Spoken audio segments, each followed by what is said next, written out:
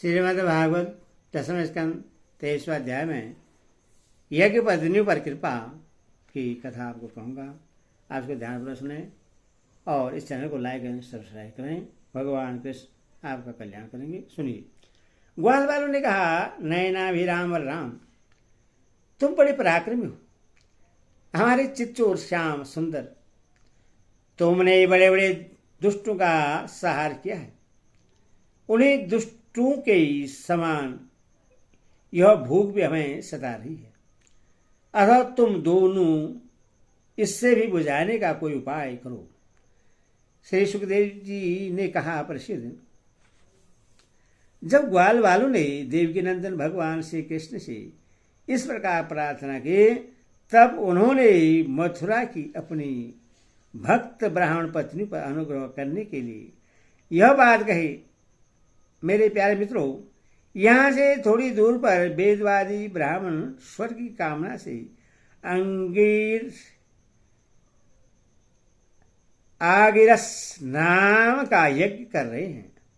तुम उनकी यज्ञशाला में जाओ। ग्वाल वालों, मेरे भेजने से वहां जाकर तुम लोग मेरे बड़े भाई बलवान बलराम जी का और मेरा नाम लेकर कुछ थोड़ा सा भात भोजन की सामग्री मांग लाओ। जब भगवान ने ऐसी आज्ञा दी, तब ग्वाल वाल उन ब्राह्मणों की यज्ञशाला में गए और उनसे भगवान की आज्ञा के अनुसार ही अन्न मांगा। पहले उन्होंने पृथ्वी पर गिरकर दंडवत प्रणाम किया और फिर हाथ जोड़कर कहा, पृथ्वी के मूर्तिमान देवता ब्राह्मणों, आपका कल्याण हो। आपसे निवेदन है कि हम वज्र के ग्वाले हैं। भगवान श्री कृष्ण और बलराम जी की आज्ञा से हम आपके पास आए हैं। आप हमारी बात सुने। भगवान बलराम और श्री कृष्ण ने गौएं चराते हुए यहाँ से थोड़ी दूर पर आए हुए हैं। उन्हें इस समय भूख लगी है और वे चाहते हैं कि आप लोग उन्हें थोड़ा सा भात दे दें। ब्राह्मणों, आप धर्म का मर्म जानते हैं।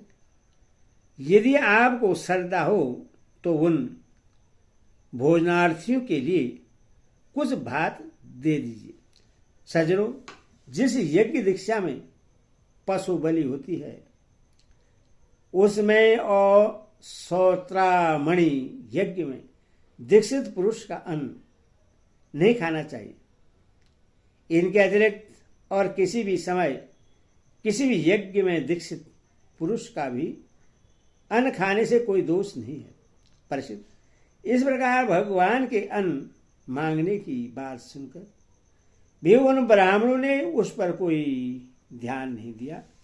वे चाहते थे स्वर्गादि तुच्छ फल और उनके लिए बड़े बड़े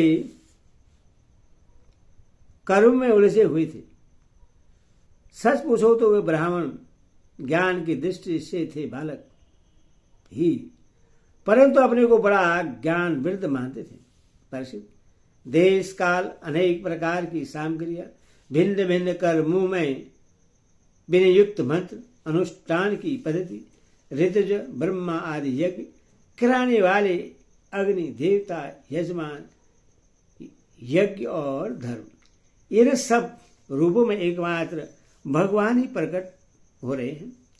वे ही इंद्रियातीत पर ब्रह्मा भगवान श्री कृष्ण स्वयं ग्वाल वालों के द्वारा भात मांग रहे हैं।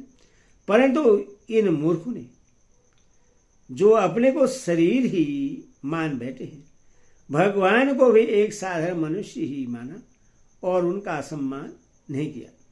पर जब उन ब्राह्मणों ने हाँ या ना कुछ नहीं कहा, तब ग्वाल वालों की आशा टूट गई। वे लौट आए और वहां की सब बातें उन्होंने श्री कृष्ण तथा बलराम से कह दी। उनकी बात सुनकर सारे जगत के स्वामी भगवान श्री कृष्ण हंसने लगे। उन्होंने ग्वाल वालों को समझाया कि संसार में असफलता तो बार बार होती ही है, उससे निराश नहीं होना चाहिए। बार बार प्रयत्न करते रहने से सफलता मिल ही जाती है। फिर उनसे कहा मेरे प्यारे ग्वाल वालों, इस बार तुम लोग उनकी पत्नियों के पास जाओ और उनसे कहो कि राम और श्याम यहाँ आए हैं। तुम जितना चाहोगे उतना भोजन वे तुम्हें देंगी। वे मुझसे बड़ा प्रेम करती हैं, उनका मन सदा सर्वदा मुझ में लगा रहता है। अब की बार ग्वाल बाल पत्नीशाला में गए। वहां जाकर देखा तो ब्राह्मण की पत्नियां सुंदर सुंदर वस्त्र और गहनों से सज धज कर बैठी हैं। उन्होंने द्विज पत्नी को प्रणाम करके बड़ी नर्मता से यह बात कही, आप विप्र पत्नी को हमें नमस्कार करते हैं। आप कृपा करके हमारी बात सुने। भगवान श्री कृष्ण यहाँ से थोड़ी ही दूर पर आए हुए हैं और उन्होंने हमें आपके पास भेजा है। वे ग्वाल बाल और बलराम जी के साथ गौवें चराते हुए इधर बहुत दूर आ गए हैं। इस समय उन्हें और उनके साथियों को भूख लगी है। आप उनके लिए कुछ भोजन दे दें। परीक्षित, वे ब्राह्मणियां बहुत दिनों से भगवान की मनोहर लीलाएं सुनती थी। उनका मन उनमें लग चुका था। वे सदा सर्वदा इस बात के लिए उत्सुक रहती कि किसी प्रकार श्री कृष्ण के दर्शन हो जाए। श्री कृष्ण के आने की बात सुनते ही वे उतावली हो गई। उन्होंने बर्तनों में अत्यंत स्वादिष्ट और हितकर भक्ष्य भोज लिया और चोषे चारों प्रकार की भोजन सामग्री ले ली तथा भाई बंधु पति पुत्रों के रोकते रहने पर भी अपने प्रियतम भगवान श्री कृष्ण के पास जाने के लिए घर से निकल पड़ी। ठीक वैसे जैसे नदियां समुद्र के लिए क्यों न हो, न जाने कितने दिनों से पवित्र कृत भगवान श्री कृष्ण गुण लीला सौंदर्य मार्ग आदि का वर्णन सुन सुनकर उन्होंने उनके चरणों पर अपना हृदय निछावर कर दिया था। ब्राह्मण पत्नियों ने जाकर देखा कि यमुना के तट पर नए नए कपोलों से शोभायमान अशोक वन में ग्वाल बालों से घिरे हुए बलराम जी के साथ श्री कृष्ण इधर उधर घूम रहे हैं। उनके सांवले शरीर पर सुनहला पीताम्बर झिलमिला रहा है। गले में वनमाला लटक रही है। मस्तक पर मोरपंख का मुकुट है। अंग अंग में रंगीन धातु से चित्रकारी कर रखी है। नए नए कपोलों के गुच्छे शरीर में लगाकर नट का सा वेश बना रखा है। एक हाथ अपने सका ग्वाल बाल के कंधे पर रखे हुए हैं और दूसरे हाथ से कमल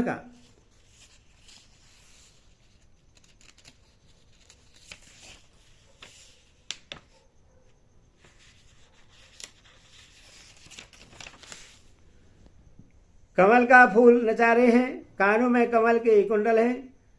कपोलों पर घुंघराली अलकें लटक रही हैं और मुख कमल मंद मंद मुस्कान की रेखा से प्रफुल्लित हो रही है। प्रसिद्ध अब तक अपने प्रियतम श्याम सुंदर के गुण और लीलाएं अपने कान से सुन सुनकर उन्होंने अपने मन को उन्हीं के प्रेम के रंग में रंग डाला था, उसी में सराबोर कर दिया था। अब नेत्रों के मार्ग से उन्हें भीतर ले जाकर बहुत देर तक वे मन ही मन उनका आलिंगन करती रही और इस प्रकार उन्होंने अपने हृदय की जलन शांत की। ठीक वैसे जैसे जागृत और स्वप्न अवस्थाओं की वृत्तियां यह मैं यह मेरा इस भाव से जलती रहती हैं, परंतु सुषुप्त अवस्था में उसके अभिमानी प्रज्ञा को पाकर उसी में लीन हो जाती है और उनकी सारी जलन मिट जाती है। प्रिय परिषद, भगवान सबके हृदय की बात जानते हैं, सबकी बुद्धियों के साक्षी हैं। उन्होंने जब देखा कि ये ब्राह्मण पत्नियां अपने भाई बंधु और पति पुत्रों के रोकने पर भी सब सगे संबंधियों और विषयों की आशा छोड़कर केवल मेरे दर्शन की लालसा से ही मेरे पास आई हैं, तब उन्होंने उनसे कहा। उस समय उनके मुखार बिंद पर हास्य की तरंगें अटखेलियां कर रही थी। भगवान ने कहा, महाभाग्यवती देवियों, तुम्हारा स्वागत है। आओ बैठो। कहो हम तुम्हारा क्या स्वागत करें। तुम लोग हमारे दर्शन की इच्छा से यहाँ आई हो। यह तुम्हारे जैसे प्रेमपूर्ण हृदय वालों के योगी है।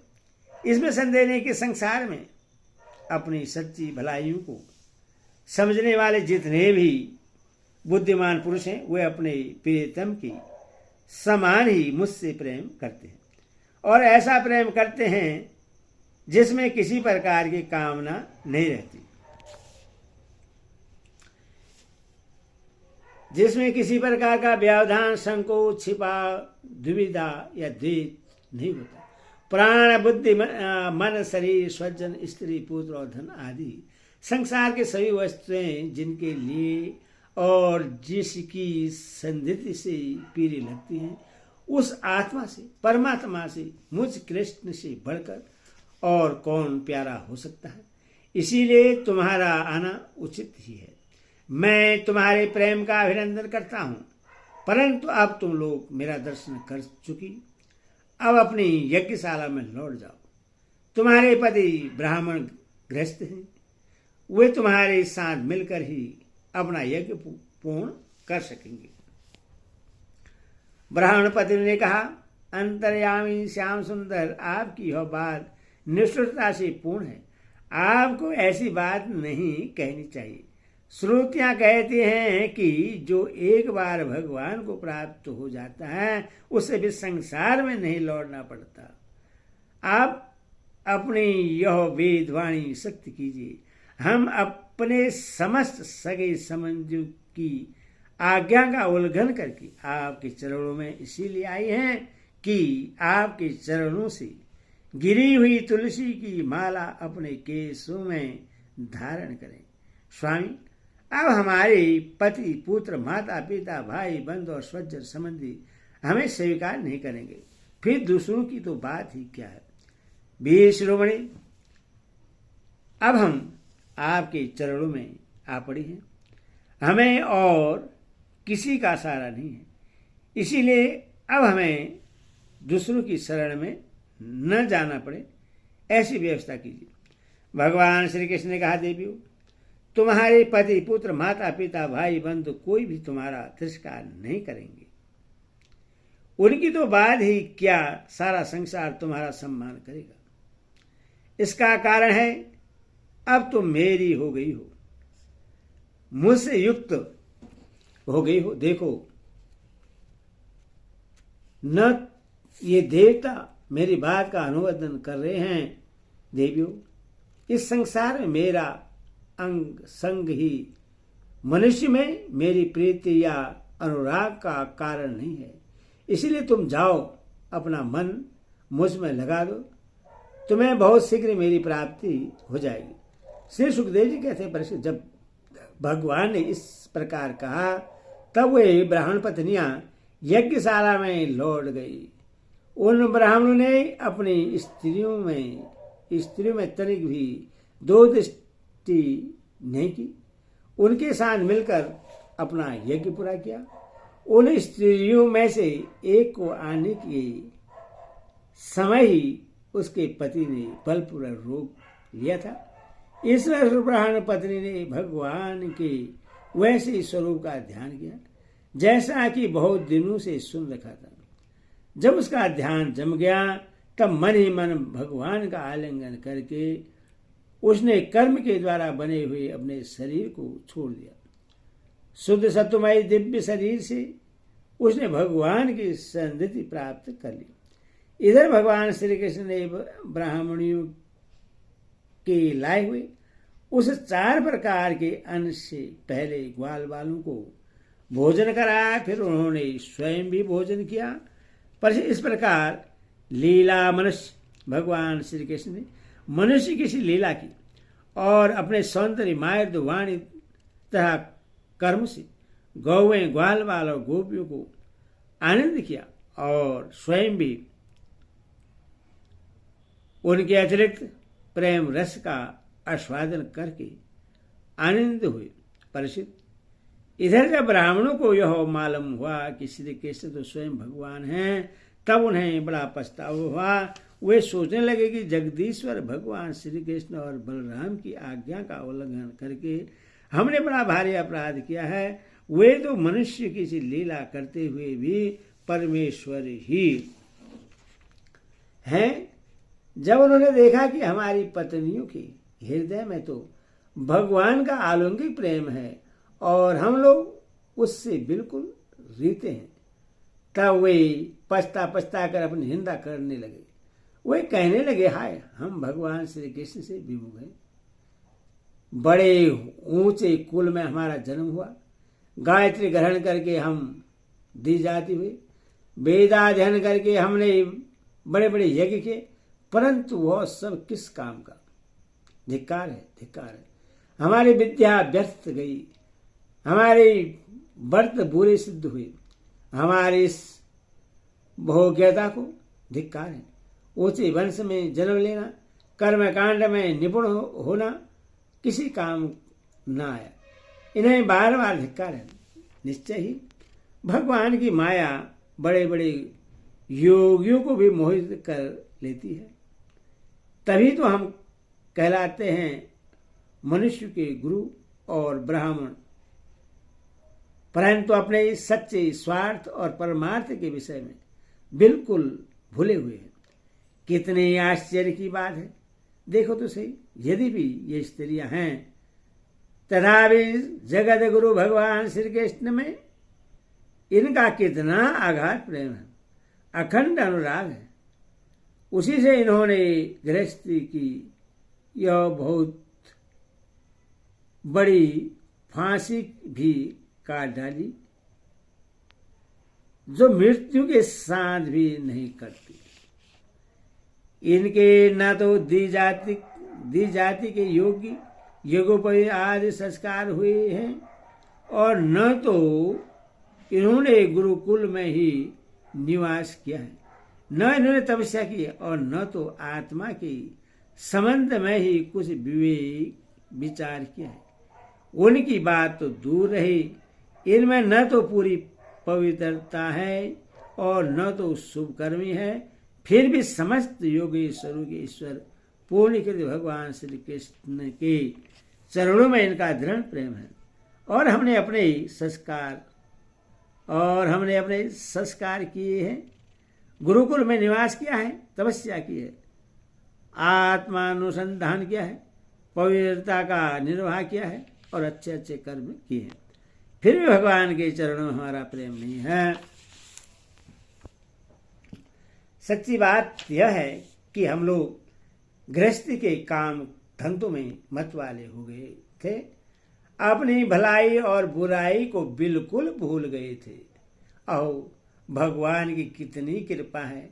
भक्त वत्सल प्रभु ने ग्वाल वालों को भेजकर उनके वचनों से हमें चेतावनी दी, अपनी याद दिलाई।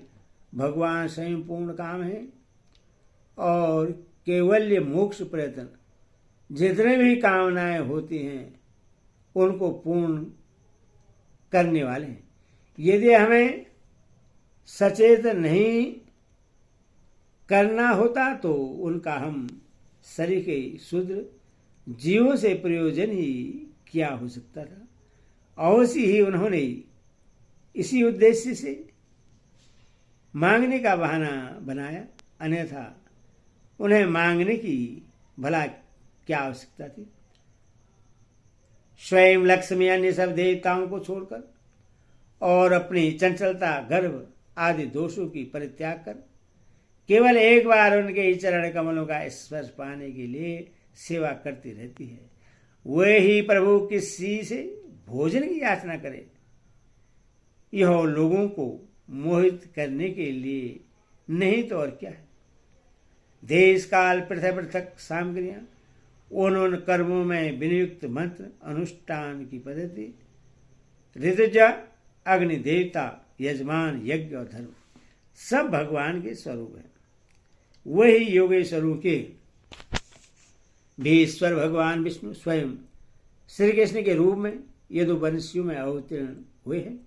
यह बात हमने सुन रखी थी, परंतु हम इतने मूढ़ हैं कि उन्हें पहचान न सके। यह सब होने पर भी हम धन्याति धन्य हैं, हमारे अहोभाग्य हैं, तभी तो हमें वैसी पत्नियां प्राप्त हुई है। उनकी भक्ति से हमारी बुद्धि भी भगवान श्री कृष्ण की अविचल प्रेम से युक्त हो गई। प्रभु, आप अचिंत्य और अत्यंत ऐश्वर्य के स्वामी हैं। श्री कृष्ण, आपका ज्ञान अबाध है। आपकी माया से हमारी बुद्धि मोहित हो रही है और हम कर्मों के पचड़े में भटक रहे हैं। हम आपको नमस्कार करते हैं। वह